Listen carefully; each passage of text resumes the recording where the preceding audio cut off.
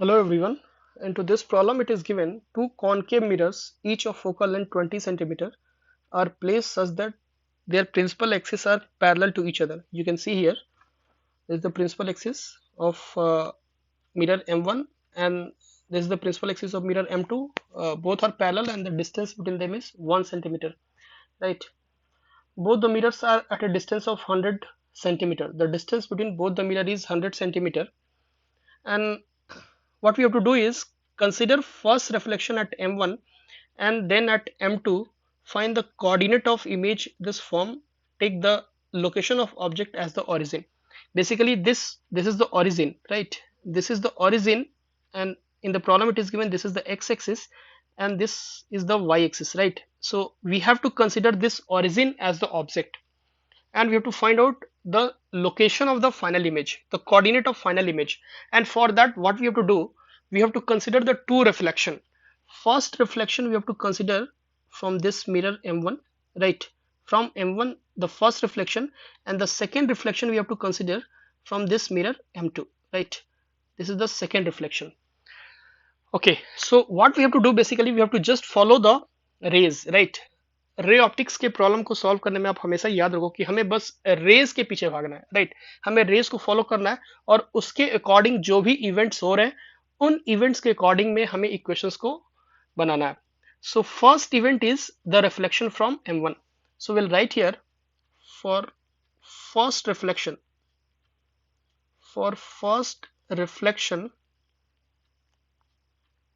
for first reflection from M1, first mirror, right? First reflection is happening, so we'll use the mirror formula here. 1 by f is equal to 1 by v plus 1 by u, right? So 1 by f, what is the focal length? It is given 20 centimeter. So using sign convention, and of course this direction will take as positive direction. So 1 by f, focal length is minus 20, so 1 by minus 20, and this is equal to 1 by v plus 1 by u. U is minus 60, minus 60. So 1 by v we can calculate 1 by 60 minus 1 by 20, right? So that will come out to be LCM is 60, 1 minus 3, so that is minus 2 by 60. So V will come out to be minus 30 centimeter. That means the after the first reflection from M1, the image of O will be minus 30 centimeter at a distance of 30 centimeter from the mirror M1. लेकिन आप एक चीज यहाँ पे ध्यान रखो कि जो ऑब्जेक्ट है यहाँ पे, ये जो ऑब्जेक्ट O है, राइट? ये object O, this object O is not on the principal axis of mirror M1. Mirror M1 की जो प्रिंसिपल एक्सिस तो ये है, और ये ऑब्जेक्ट इस प्रिंसिपल एक्सिस से कितना नीचे है?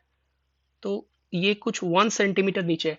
तो उसकी इमेज कहाँ पे बनेगी? उसके लिए हमें क्या करना होगा? उसके लिए हमें मैग्निफिकेशन कैलकुलेट करना होगा. So for that will calculate the magnification. So हम यहाँ पे क्या करते हैं, I will calculate M1. M1 is equal to minus V by U, right? So that is minus of V की value minus 30 divided by U. U की value कितनी है? minus 60, right? So plus 30 minus 60, so minus 1 by 2. अब magnification की value हो गई minus 1 by 2. इसका मतलब क्या हुआ? इसका मतलब हुआ जो हाइट ऑफ इमेज होगी वो 1 by 2 times height of object होगी, correct no? So 1 by 2 times height of object कितनी है? हाइट ऑफ ऑब्जेक्ट ये 1 सेंटीमीटर. सो 1 यानी कि 1 by 2 centimetre, correct no? That is 0.5 centimetre होगी. और चूंकि magnification is negative so image will be inverted. यानी कि आप यहाँ पे देखो तो जो इसकी इमेज बनेगी वो तो 30 सेंटीमीटर पे तो बनेगी ही यहाँ से. तो यहाँ से 30 सेंटीमीटर पे ये इमेज बनेगी ओ की, और ये इन्वर्टेड होगी, करेक्ट नो? यानी कि ये अभी इस तरीके से है तो बिल्कुल इसका उल्टा, और ये होगी, और ये आपकी O1 हो गई, और ये हाइट जो होगी, ये हाइट ये होगी 0.5 सेंटीमीटर, 0.5 सेंटीमीटर, करेक्ट नो? यहाँ से 30 और यहाँ से ये डिस्टेंस हो गई 30 सेंटीमीटर. उसके बाद क्या होगा? उसके बाद ये रे जाएगी और सेकेंड वाले मिरर से टकराएगी. सो उसके बाद again what we'll do, we'll write here, for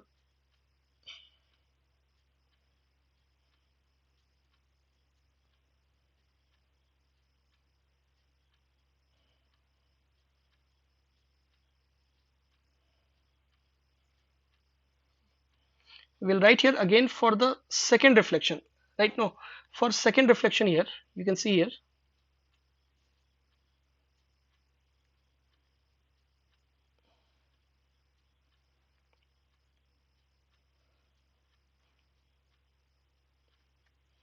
अब हम क्या करेंगे यहाँ पे second reflection. So for second reflection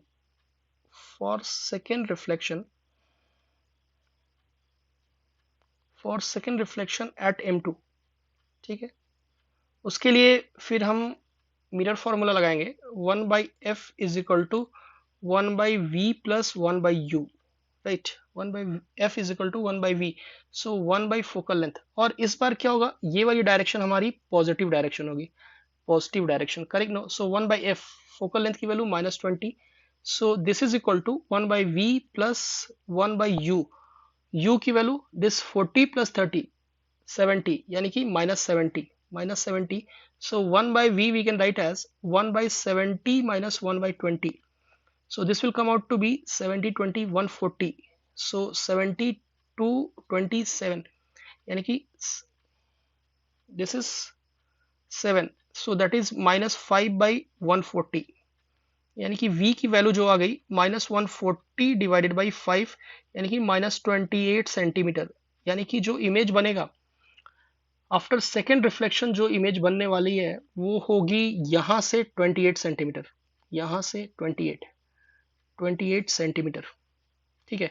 अब यहाँ पे देखो तो ये ऑब्जेक्ट जो है, जो फर्स्ट रिफ्लेक्शन के बाद जो ऑब्जेक्ट बनी है उसकी हाइट इस सेकेंड वाले मिरर की प्रिंसिपल एक्सिस से कितनी है, ये वाली हाइट है ना, यहाँ से ये वाली हाइट. और इस हाइट को अगर आप ध्यान दो तो ये हाइट है 1.5 centimetre, 1.5 centimetre, correct. No, image तो यहाँ पे बनेगी, करेक्ट. नो, लेकिन उसके लिए हमें क्या करना होगा, पहले मैग्निफिकेशन भी कैलकुलेट करना होगा. सो मैग्निफिकेशन कैलकुलेट करते हैं M2. So M2 will be -v/u, right. So minus of v की वैल्यू है -28 डिवाइडेड बाई u की वैल्यू कितनी है -70, right. So that is 28 by -70. So this is -4/10 and this is -2/5. Minus magnification negative आ रहा है, यानी कि इमेज तो इन्वर्टेड होगा, और हाइट ऑफ इमेज जो होगा वो होगा -2/5 into height of object, right. So -2/5 into height of object that is 1.5, यानी कि -0.6 सेंटीमीटर. यानी कि मैग्निफिकेशन नेगेटिव का मतलब हुआ इमेज इन्वर्टेड हो गई और उसकी हाइट होगी 0.6. यानी कि यहाँ पे जो इमेज बनेगी ये आप देख लो कुछ ऐसे बनेगी. ये O2 होगी और ये वाली जो डिस्टेंस होगी, ये वाली डिस्टेंस 0.6 सेंटीमीटर होगी, 0.6 सेंटीमीटर. और यहाँ से अगर ये 28 है तो ये होगी 12 सेंटीमीटर. हमें क्या करना है, हमें जो फाइनल इमेज बनेगी उसकी कोऑर्डिनेट निकालनी है. तो इस पॉइंट O2 की जो कोऑर्डिनेट अगर आप ध्यान से देखो, इस O2 की जो कोऑर्डिनेट है क्या होगी, एक्स कोऑर्डिनेट तो 12 है, 12 सेंटीमीटर, और वाई कोऑर्डिनेट क्या है, Y coordinate is this height which is -0.6 centimeter. So the answer is 12 centimeter and -0.6 centimeter.